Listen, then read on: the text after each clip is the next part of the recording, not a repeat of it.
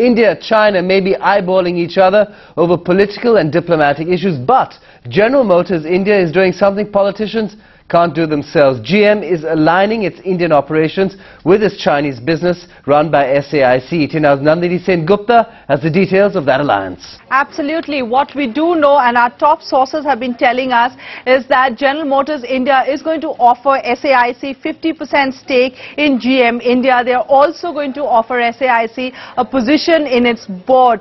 What is very interesting is that this particular alliance, as it pans out in India, is actually a continuation of General Motors alliances in China. General Motors has a three-way alliance which makes minivans and small cars in China with SAIC as well as with Lizu Wuling.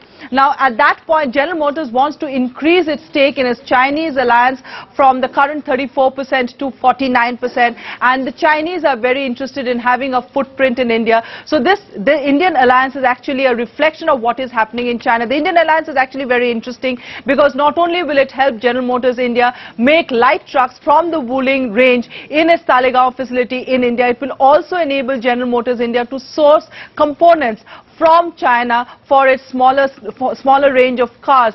But the interesting thing is we've been talking to a number of lawyers, given the kind of scenario, the political and diplomatic scenario between India and China right now. I've been talking to some top lawyers, and what they tell me is that currently under WTO, China is a WTO signatory. So there is no reason for the Indian government to block this deal, and it will go through unless there are some very severe security concerns.